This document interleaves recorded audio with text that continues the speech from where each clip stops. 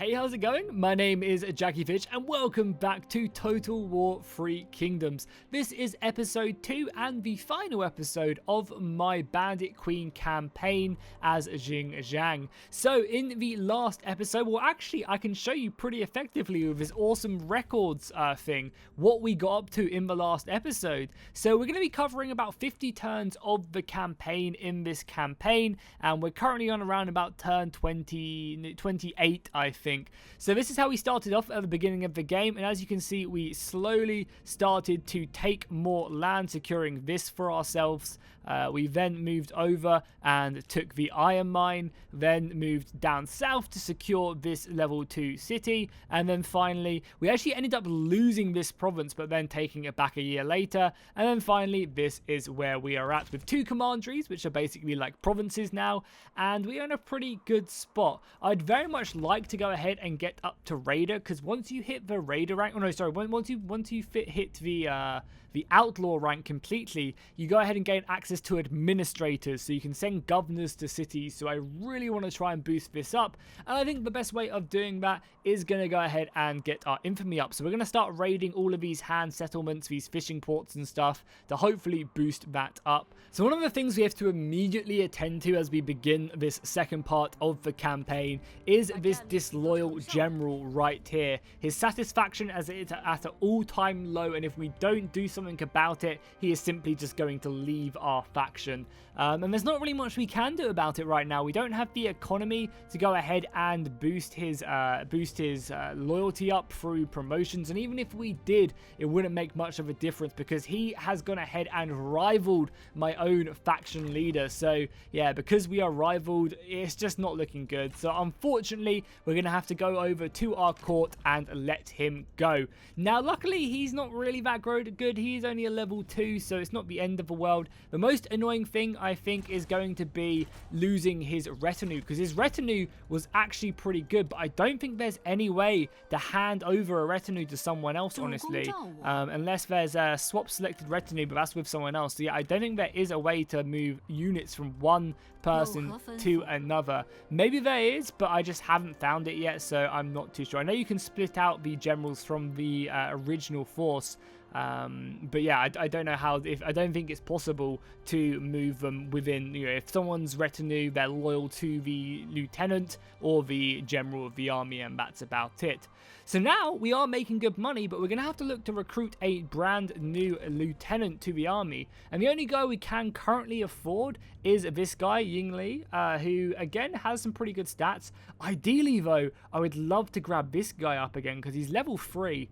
But then again, we already have a spear person within our faction leader. Jing Zhang is the spear gal, so I think we'll just have to go for a sentinel, and this guy has good traits that will go ahead and harmonize with the faction, so they shouldn't cause any disloyalty between them. So let's pick him up. He's going to cost us 900. We'll bring him into the army. Welcome to the force, and let's get him some troops ASAP. Oh, this is amazing. So I've been playing a couple turns and I've been really struggling to get the public order under wraps. However, we just got a festival. It gives us 10 public order for 5 turns, and that's going to hopefully sort out all the issues we had earlier on, meaning we don't have to send any armies back, and then we can prepare for our war in the south. I want to go on a raiding war to boost our infamy and hopefully make this person become my tributary, because that's what we're all about, right, is forcing people to be our tributary. I don't think she'll do it quite yet.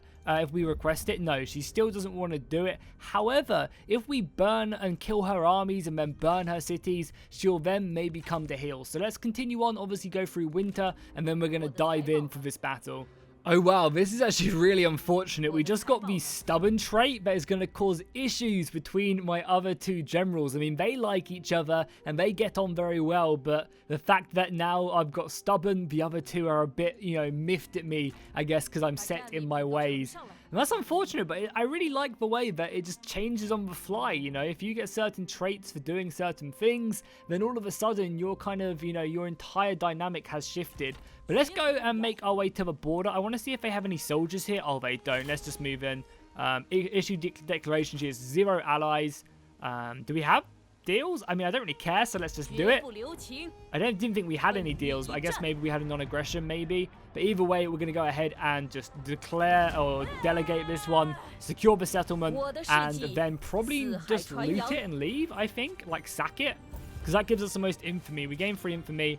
Sack and withdraw. We get 3 grand and 9 infamy. That's what we wanted to have happen.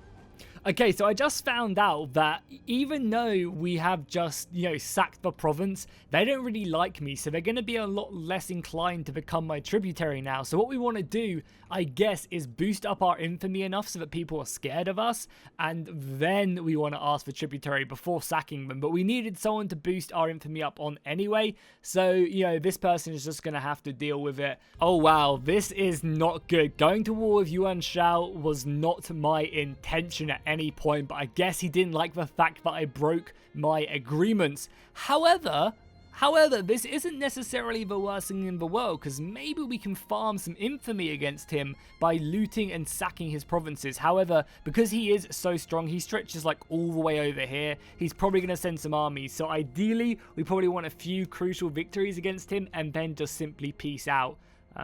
But again, we can make a lot of money by looting, so I guess that's what we're going to do. However, for now, we need to replenish after that battle, and we need to prepare ourselves for, I guess, Yuan Shao if he does look to bring any armies. But I am probably going to go after this province at some point in the future, because, you know, he might not have anything there, and we can definitely exploit that.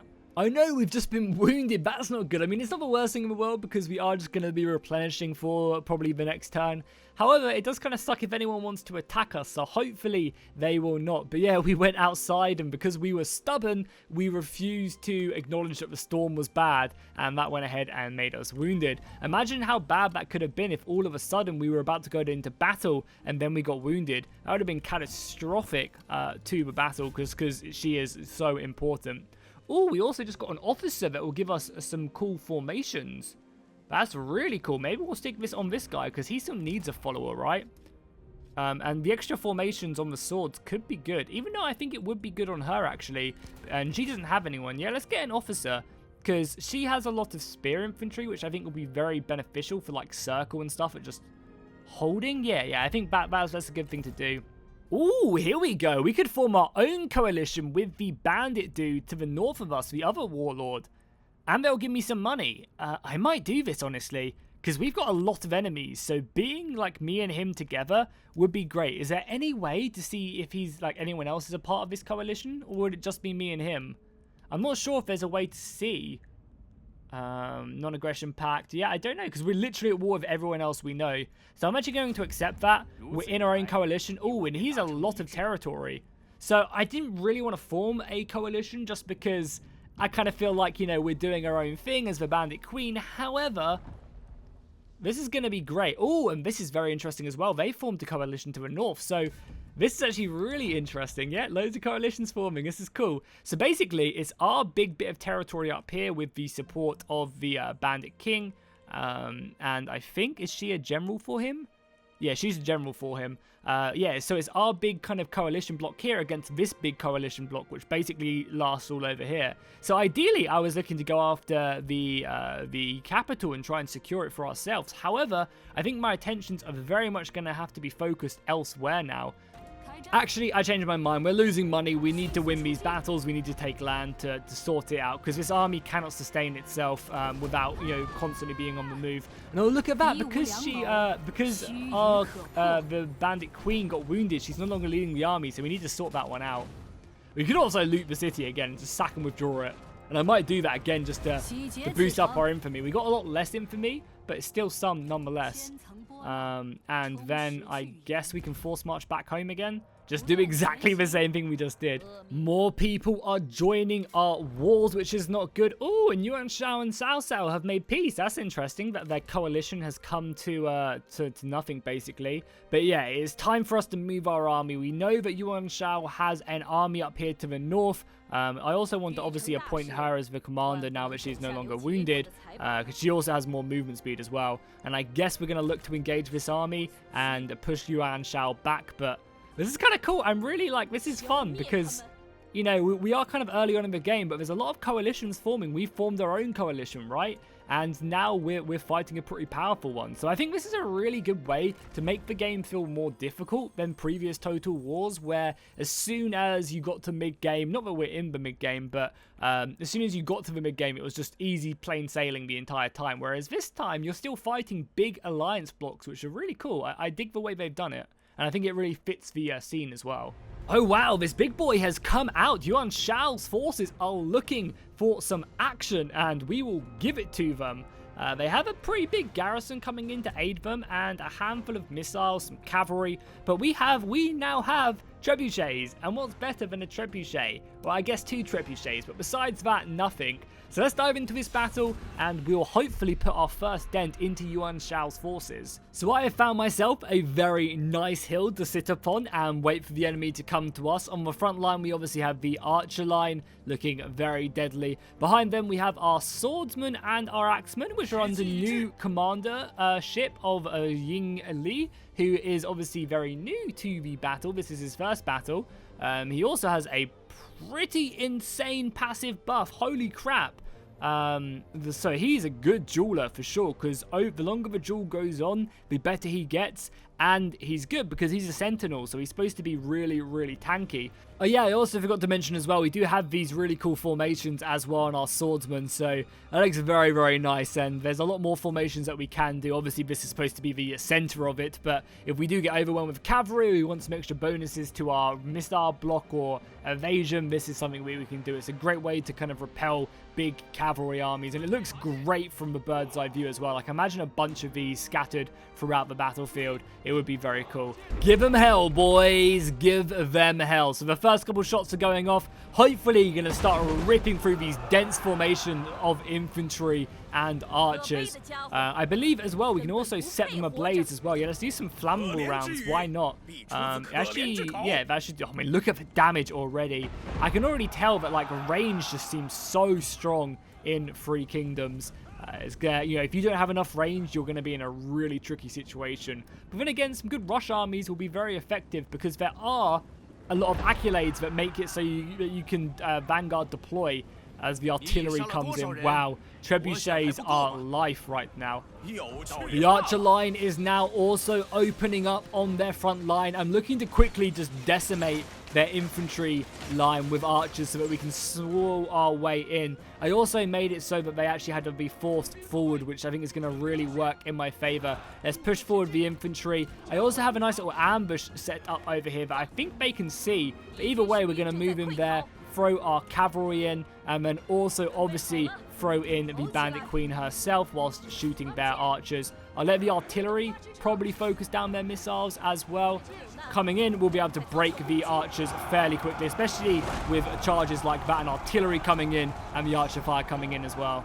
We are about to stay very true to our name in the woodland. We are coming in from every single angle, and we are surrounding this unit of swordsmen. I also quickly need to make sure we get some infantry back over to this position because, yeah, we are kind of breaking over here. Even though we're doing a great job against their generals, and I think we did just, yeah, we've almost killed this general right here. And unfortunately, no one wants to duel me either, which is a real shame.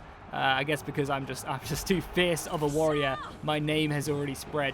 Man, this fighting in the woods has just devolved into butchery. Seriously, both sides are not giving an inch. And it's just brutal fighting. I thought that this fight was going to be over really quickly. A lot of my front line is struggling as well as, like, because I'm running out of ammunition quite a lot here, but hopefully I'm going to be able to hit their missiles. My saber cavalry's drawn away a couple, unit of spears that could be pretty useful elsewhere, but I just need to come around and deal with the rest of these missiles. I also desperately need my own archers to focus down their missiles because that's what's really hurting me right now, but I've run out of ammunition on all of these guys, which is not great.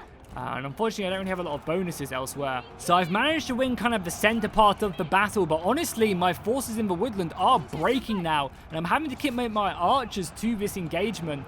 Luckily, I've dealt with the majority of their missiles, but yeah, having to throw archers into combat is pretty shaky, and especially now that they're getting all of these guys to come out. Man, this battle is so close right now. The balance of power is in my favor, but I honestly don't know how it's going to go. We have a few more abilities we can use, and I'm trying to use kind of my routing units to make sure that these other infantrymen don't come back from routing, but I mean, honestly, this battle could literally go either way right now. I think winning in the woods is going to be what wins it for me, and we obviously also have what remains of our saber cavalry coming back, but my god, what a brutal battle this has been. Woo, what a battle. I mean, every single battle I've fought has gone down to the wire, really.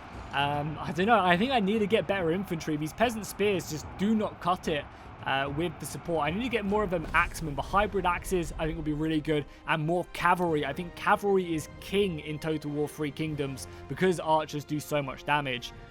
But there we go, another victory for us. Yuan Shao has tasted what the Bandit Queen can do, and I think she was a big help in that battle as well. 214 kills on her, almost 500 kills on the Saber Cavalry, and 411 on the Trebuchets. Yeah, very, very nice stuff. Brothers in arms, more like sisters in arms. So we've gone ahead and got a tighter bond with our sister now, so that's great. Hopefully, she'll never get disloyal. Yeah, her loyalty is really up there. His is not as great, but I'm hoping that we can continue to boost that up. We also have a few more of these guys that we could maybe possibly use. So the battle against Yuan Shao is apparently pretty close, and I think we go in for this one again because we're coming up to our turn limit, and I want to go ahead and bring you guys some more exciting stuff. We do outnumber him, and we have trebuchets, and I think the trebuchets is really going to be the only thing that makes this battle go in our favor, because them towers are brutal. Oh wow, so they don't actually get any defenses either. I guess because maybe it's a really low upgraded settlement, because I imagine the previous general did loot it. That's very, very interesting, because now it means that they're going to have a much harder time of this, and we are obviously going to be bombarding them with our missiles and trying to reduce their infantry. Probably want to be focusing on their archers as soon as they come into range, but for now, we will let them taste what a trebuchet can do. So after a couple shots of my trebuchet, they are actually going to move forward and try and take me on. I mean, it's probably the most sensible thing they can do, but I mean, just look at the damage that this is causing. This weapon is absolutely insane right now, and we're going to continue to move up and meet them, obviously leaving that bad boy behind. So let's continue to close the distance on them as well now. Probably just march our way forward. Oh wow, one of them is asking me to a duel, but I don't think we're going to do it. I just don't think we need to. Even though it says that we are a lot stronger, I don't think I want to, just solely because we're already pretty wounded, and I don't want them to get any lucky kills on me or anything that would really mess me up. So let's just push in for this. Even though our army is kind of wounded, I think it'll be fine. Our archers should be able to deal enough damage. Our trebuchets should continue to hit their missiles. And our infantry can charge in here and cause some issues to them, and that'll hopefully be enough. So I wanted to bring up my sister just solely because I wanted to pop the Wisdom of the River buff. It's such a great debuff to the enemy troops, and it's going to really help us win the day over here. Yuan Shao is dived in, but I'd love to kill Yuan Shao's kind of units instead, or his other lieutenants first, to try and break more of his units. Nice, we've routed one of their lords. There's just one more left to go. I want to leave Yuan Shao to the end, but I mean, I think maybe if he's not careful, my own infantry will take him down. Oh, he's just gone berserk because we've routed one and probably killed one of his lords. So he's going to be getting huge bonuses. And I need to make sure my sister does not get caught by that. And if the archers want to have some fun, be my guest. Yeah, archers, go ahead and take him down with everything you've got. So as you can see, he's got 100% boost to basically all of his stats, because I guess I must have killed one of his friends. Hey, why? Oh wow, actually one of them is actually going to accept one of my duels. Let's go in for it now that they're a bit more wounded. Yeah, let's do it. And I probably definitely need to reinforce over here. I mean, the army is broken. I'll let her finish off the duel against this this commander, and then I will probably, execute Yuan Shao. Wow, as soon as I looked away for like a second, and we must have done a ton of damage on her. So let's make our way over to Yuan Shao now. He doesn't want to duel my main character. Let's get out this character. Because I still do have a handful of men coming back from routing and stuff, which we do need to take care of. So let's maneuver our way in. Their threat is high against the cavalry. Oh, that's interesting. But yeah, let's just move in on him. We have so much of our army trying to focus him down, so surely it is only a matter of time until he breaks.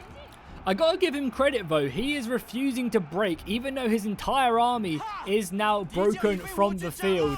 And now he's been taken care of. Nice, good job. Yeah, she is fierce warrior. She is very difficult to kill. You know, she can take on a lot of the enemy lords. But there we go. A pretty crucial victory against Yuan Shao. And hopefully that will repel him from really coming into my lands. So it says here that Yuan Shao died. Does that mean he's no longer, like, is he just wounded? Or have I actually killed him? What do I want to do here? Just want to sack it? I think I do. I don't know if I want this province. And yeah, there you go. Lady Lu, I assume his wife or daughter, has now taken over the power from that. That's really cool. I love the way that when you kill characters, they're just dead. That's how it should be, you know. This is a historical Total War. I think they do have the ability to get wounded in battle. They don't necessarily always die, but in that case, he definitely did, and I'm happy to send him back to the Abyss. I mean, now that we've taken him out, do they want to make peace with us? I mean, still not, but we're getting close. Okay, great. Well, we need to get back to friendly territory ASAP because we do need to replenish our forces. And we also have a ton of money as well, so I should definitely be spending that on other buildings. We could upgrade these to a giant, or a grain estate. Yeah, let's do that. Sure, more food. And then up here in the capital, I think we just got the extra mine. Do we go up to a large town? Yeah, sure, why not? We have the cash to do so, so... yeah, sure, let's do that. And that's both our buildings done, and then we'll retreat back to the territory just so we can replenish that a little bit quicker. So let's make our way, I guess, back to the town. Oh no, Dong Ming has sent his generals to come and take my capital. This is really bad. My army is down here rushing back, but there's no way she's going to make it in time. So I guess maybe it's worth just disbanding this so that we can save our money. You know, we make 2 grand back because we're going to lose our capital. There's no way that this garrison will hold, even if we do upgrade it. So, yeah, I guess we'll save our money and we'll spend it elsewhere. Probably on one of these other towns then, just again, give us a little bit more cash. Maybe upgrading the iron mine again, because the iron mine's really safe, I think. But then again, we're going to get over here in no time. So actually, let's upgrade the tool workshop and hope that we can get back in time and defend this as best as we can. Yep, he has come for us at our capital. This is just catastrophic. I thought that, you know, the west or the western front was being way too peaceful. I'm going to fight this off camera just to try and kill as many as possible, but I cannot see it going well for us at all. My god, he actually went ahead and destroyed our capital. What? Oh my god. Oh, that was just not very nice of him whatsoever. So let's march our way into the city. If he's coming for this one next, then we will defend it to the end. Unfortunately, the city isn't upgraded and we have nowhere near enough money. Also, we're going to become bankrupt next turn. Is there any way we can save some cash? I guess we can get rid of this because it's not going to be done in time. So I guess we'll save the 2 grand there just so we can be kept afloat. But I mean, yeah, units are not looking good. Can I merge units in this? Does Control M work? Doesn't look like it does. Yeah, don't think you can merge units in this. Things are not looking good. If he attacks, we'll be hard pressed to defend him. Or to defeat him even. I don't think he can reach us though. So I think we'll have at least one more turn. And winter is coming. No, my sister has become lame. No, that is not good. And she's obviously became wounded as well. That really sucks because we are facing enemies from every single side. I mean, we still have a pretty good stronghold. And as long as we beat this army right here, we can then move back and defeat this one. So these guys would actually accept peace. And maybe we just bite our tongue for now. We can make this work quite easily, even though they would want our region. That's definitely not going to happen. They literally just always want our region. There's no way I'm giving them that. They can suck my dong if they think that's going to happen. But we need to win a pretty good victory right here, and then we can move back north to deal with this army.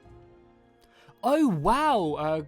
The faction over here is actually vassalized Cao Cao. That's very interesting. Unfortunately, I can't see him because I just haven't discovered him, but I didn't realize that Cao Cao has actually been vassalized by, I guess, yeah, the faction over here that we've been dealing with. We have managed to kill this army, and now we are making our way over. I only have 2 more turns left to show you guys, so I don't think they're going to be able to come out and fight me. So I will see if they do. If they do make a move, we will obviously have the battle, and they do want peace, but there's no way I'm going to be giving them that territory. Yeah, there's no way.